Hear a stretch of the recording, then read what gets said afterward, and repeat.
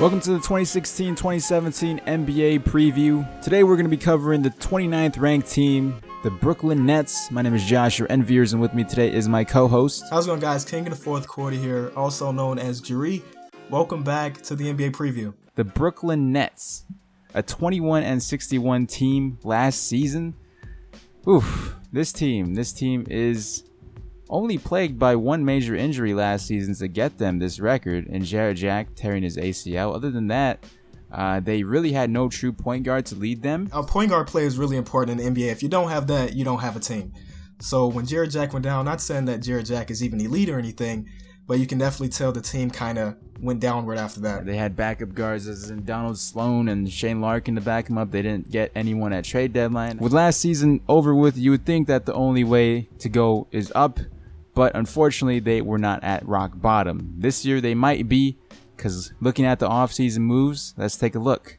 The offseason moves for the Brooklyn Nets, they acquired Trevor Booker, Luis Scola, Randy Foye, Jeremy Lin, and Grievous Vasquez.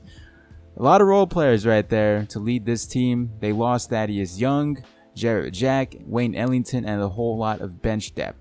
They drafted Karis LeVert at number 20 and Isaiah Whitehead at number 42. Originally, I thought their offseason was okay, but when I looked in a little more, it was actually really bad. I mean, they didn't really have a choice just because they had a lot of money with really no future. And you can't really pitch to a player that wants to win. He should come to Brooklyn to do that. So they had to sign mid-level players or average players to try to fill the roster, and they're going to have a below-average team because of it. Being an average team in the NBA, I feel like I say this all the time, being an average team in the NBA doesn't mean you're going to be the best team in the NBA, considering a lot of the star top teams are above average teams. And if you're an average team, you're most likely going to be at the bottom. And 2 years in a row without their own draft pick, the Brooklyn Nets look to be once again a bottom feeder in the NBA for the second consecutive year without their own draft pick, helping the Boston Celtics completely. Now moving on to the Brooklyn Nets starting and bench depth rotation.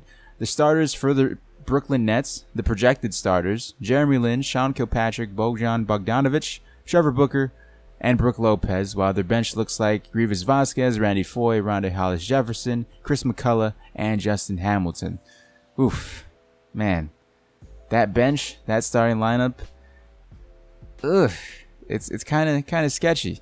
It's almost as bad as the Philadelphia 76ers starting rotation and bench depth, but just a little bit more players with NBA experience on this team than the rookies in the Sixers.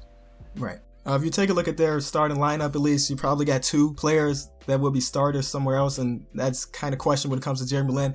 They really only have one NBA starter on their team, and that's Brook Lopez. And he's has injury problems in the past as well, so basing your team entirely off Brook Lopez to carry, I'm not sure if that's the best decision moving forward, and I don't really see Brook Lopez sticking around any longer with this team. Maybe if they sign him for an insane contract, but I feel like other teams will definitely want Brook Lopez to be like that third or second option on their playoff contending team.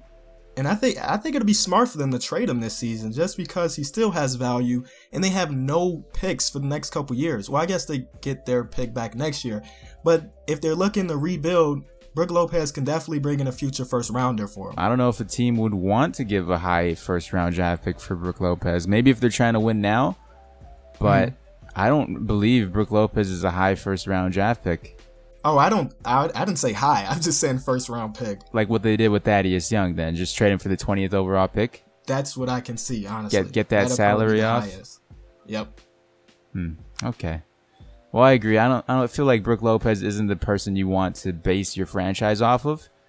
So I do like what Sean Marks, the new GM of the Brooklyn Nets, are doing. Very, very talented team, but at the same time, completely average team. He brought in some experienced players, and hopefully they're able to win the same amount, if not more, games than last year. But it's going to be pretty difficult. I can kind of see what they were trying to do this offseason, bringing in guys that are on the younger side, not really late in their career, because they got Kenny Atkinson, who's actually really good at player development, part of that Hawks system, who kind of turned players' careers around later in it. So it kind of makes sense, and they still have Rondae Hollis-Jefferson. They got a couple guys that are young So I think player development is going to be like their big thing. If they want to be good soon, they're going to need Kenny Atkinson and that development team to do pretty good at that. Moving on to the projections for this Brooklyn Nets team. Over under.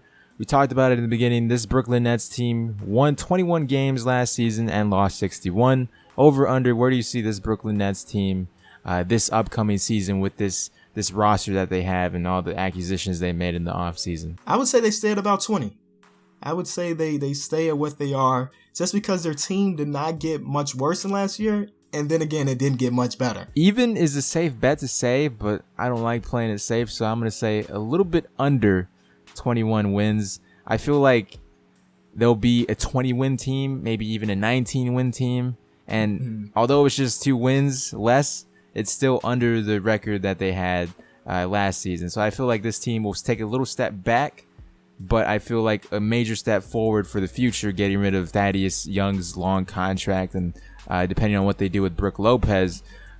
This team, it's looking to tank, even though at the same time it's not looking to tank considering they do not have their own draft pick. They're trying to win games, but on paper, this team realistically isn't going to win more than 21 games. You guys could call me out on it if for some odd reason the Brooklyn Nets are going to be in the playoffs this season. I'll take the L. 2.0. I'm telling you. Linsanity coming back. That'll be the only high point of their season is kind of watching Jeremy Lin and Brook Lopez do a pick and roll, because that's where Jeremy Lin excels and Brook Lopez is not too bad finishing after pick and roll. So that's like the only bright thing about their team right now. Yeah, other than that, it's going to be a lot of Jeremy Lin and Luis Scola pick and rolls once Brook Lopez is out of the game. Yeah, so that's tough. With that said, this is the 2016-2017 Brooklyn Nets, a very questionable team this upcoming season, and will probably be a bottom feeder once again. But these are our thoughts and opinions on the Brooklyn Nets. Be sure to leave yours in the comment section below. Do you agree or disagree with our opinion? Do you feel like the Brooklyn Nets will be better than they were last year or worse than they were last year? I feel like they will be a little bit worse. And as I said, I think they're going to stay about even. So it doesn't look bright for their franchise. Definitely not within the next couple years. So I would say about 20 wins is about right. So be sure to leave a like, share this on Twitter, any social media that you have, and definitely share it around because this takes a lot of time and effort to make, and all the transitions and animations that I've had to make, it would be great if you guys supported that and show love. So with that said, my name is Josh, your Enviers, and I'm King of the Fourth Quarter. Thanks so much for watching, guys. And we'll talk to you in the next one.